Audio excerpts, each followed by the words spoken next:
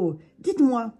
Oui, oui, c'est à vous que je m'adresse. Vous connaissez les Moki Balls, appelés aussi les Moki Marble. Pierre du chaman aussi, notamment. Voilà, je vous les montre.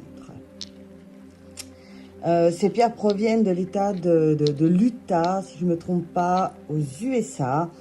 Et à l'époque, les Indiens les utilisaient comme pierres de guérison ou alors lors de cérémonies pour communiquer avec les différents esprits. Elles s'utilisent par paire pour opérer un centrage énergétique. Donc celles-ci, elles sont vraiment très petites, c'est ce qu'on trouve plus particulièrement, enfin un peu partout, mais il en existe, reste là toi, il en existe des bien plus grosses, et voilà, hein. C'est quand même assez lourd, je dois reconnaître. Il suffit en fait de les tenir une vingtaine de minutes dans les mains. Ça suffirait pour aligner les chakras. Alors attention, hein, quand on dit cela, il faut bien comprendre qu'il ne suffit pas uniquement de tenir ce type de pierre pour guérir le problème des chakras, hein. Il faut quand même connaître le problème de fond. Mais ça, c'est aussi un autre sujet. Elles peuvent aussi rééquilibrer les polarités et renforcer les qualités masculines ou féminines, hein. Les pierres, comme ceci, aplaties. Je vous montre sur la grosse.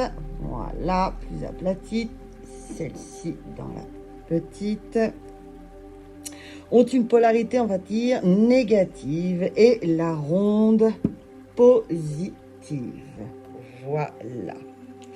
Alors, il paraît que les hommes devraient tenir la ronde dans la main droite et la plate dans la main gauche, et inversement, en fait, pour les femmes. Il est également possible de poser la plate au niveau du chakra coronal. Comme ça, c'est au niveau du chakra coronal, tout en haut de la tête, si vous voulez bien, et la ronde au niveau des pieds. Ce qui aurait en fait pour effet de tirer le négatif vers la terre et de recharger en énergie positive. Aussi, pour atténuer une douleur ou réharmoniser un chakra, on pourra les poser sur la zone à traiter, la ronde sur le devant du corps et la plate à l'arrière. Quelle que soit la façon en fait de les utiliser, les Moki de toute façon sont franchement très efficaces, car ces pierres enveloppent l'aura d'un halo de protection qui repousse les forces négatives et libère ainsi les peurs profondes. Mais à savoir aussi, hein, faites très attention si vous en recherchez dans certains magasins.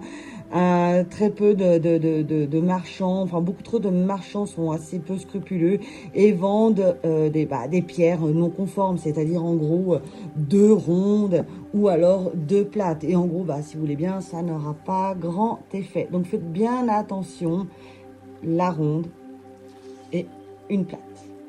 Voilà pour un léger tour d'horizon des pierres des chamans ou des Moki Marble. J'espère que cela vous aura intéressé. Et puis, petit secret, moi, quand je les vois comme ça, les petites en boutique, je les appelle ça des petites de castor. Des petites rondelles de castor, vous savez. Voilà quoi. Merci à tous, à tout bientôt. Bonne journée. Ciao, ciao.